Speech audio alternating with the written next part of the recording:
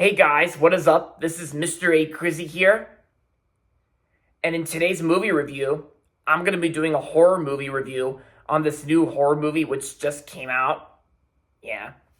And so, it's also the sequel to the 2022 film, which I actually rewatched the first movie as well from 2 years ago that I went and saw with my cousin Ashley.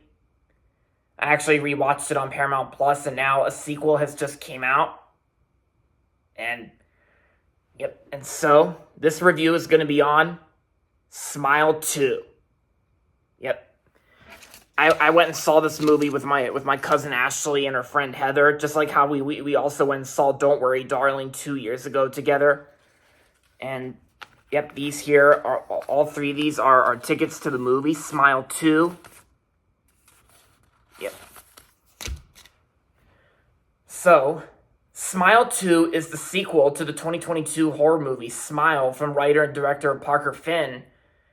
And so, yeah. And because of how the first Smile ended, like, my cousin Ashley knew there was going to be a sequel coming out. So a sequel has just come out today. Well, technically it actually came out like yesterday, but I went and saw it today since, yeah.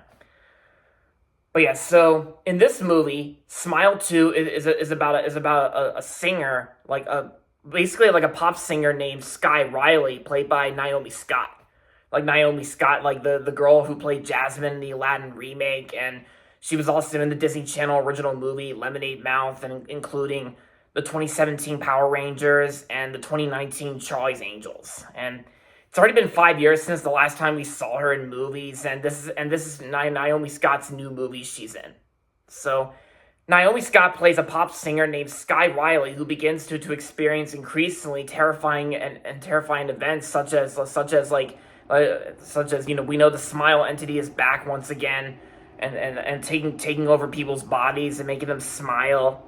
And killing themselves and forcing them to kill themselves, and Sky Riley has these terrifying experiences of people smiling at her, and so yeah, overwhelmed by the escalating horrors and pressures of fame, like the Sky Riley must face her dark past and regain control of her life before it spirals out of control, and yeah, because this movie kind of almost feels a little bit different compared to the first Smile, since we know how the first Smile ended. The first Smile ended almost like a cliffhanger or something like that, because in the first Smile, Rose dies in the end of the first movie in front of Joel, who's like a police officer from the first movie, and Kyle Gallner is actually like the only cast member from the last movie that reprised his role for the sequel, as far as I know.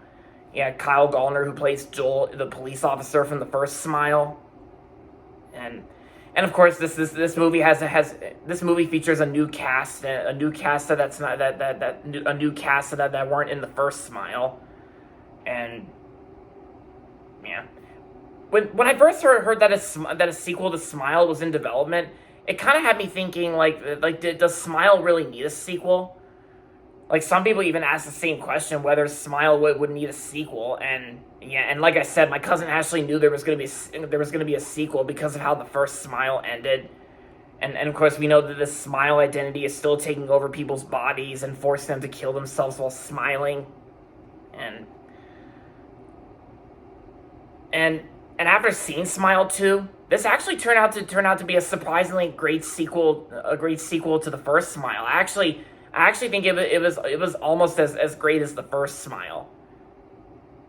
Because, as I mentioned, I just rewatched the first Smile on Paramount Plus, and I still think it's one of my favorite horror films of 2022. And I gotta say, after seeing Smile 2, it was actually surprisingly a great sequel. And yeah, and I think when it comes to the jump scares here and there, because there are some quiet moments in the film where it makes you think there's going to be a jump scare, and of course I had to prepare myself for that, and it was handled very well, and and the jump scares actually stayed true, of course, and the jump scares weren't false. No, they weren't. And I think Parker Finn actually does a well done job directing and writing this film, considering the fact that the first Smile was his first time directing and writing a movie. And I gotta say, and I think the smiles here, I think were handled pretty well. They're kind of like the first smile. And yeah, and yeah, I have heard I have heard of the 2018 film Truth or Dare. I heard really disappointing bad things about Truth or Dare since as far as I know, the smiles in Truth or Dare came off as very silly. But here along with the first smile, it was actually handled in a much better way. Yeah, and I think Parker Finn actually knows what he's up to in order to make the setting for a new set of characters that weren't in the first smile. And and is this movie on like my excuse me, let me rephrase that. So is Smile 2 really on my list of my favorite horror films of 2024? Well, as far as I know, pretty much yeah, cuz I know this movie turned out to be a surprisingly great horror film which came out this year. And yeah, and of course me and my cousin Ashley and her friend Heather, we all had an enjoyable time seeing the movie together, and it was just a great horror experience. And I gotta say, the performances were also pretty good too. And I gotta say, the new cast was really good in the film. Probably, I think the best part about Smile 2 is definitely Naomi Scott's performance. I think Naomi Scott actually does a really good job playing Sky Riley in the film. Yeah, like I also liked her as Jasmine in the Aladdin remake, but I gotta say, her transition to horror movies is actually pretty spot on. Although I will say, my one of my flaws I do have with Smile 2 is that it's almost as great as the first Smile, but compared to the first Smile, one of my flaws I do have with Smile 2 is that the runtime felt too long because I think this movie's like nearly like 2.5 hours as far as I know. This movie's like over 2 hours long. Yeah, and I was thinking maybe if it had the same runtime as the first Smile, that would have been better, but oh well, it is what it is. And yeah, so I mean, what more can I say about Smile 2? I had a good time seeing this movie, and it was great.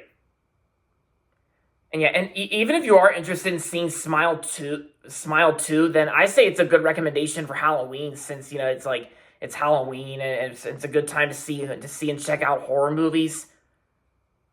So, yeah. Overall, Smile 2 was a great sequel, and I'm going to give Smile 2 4 stars out of 5.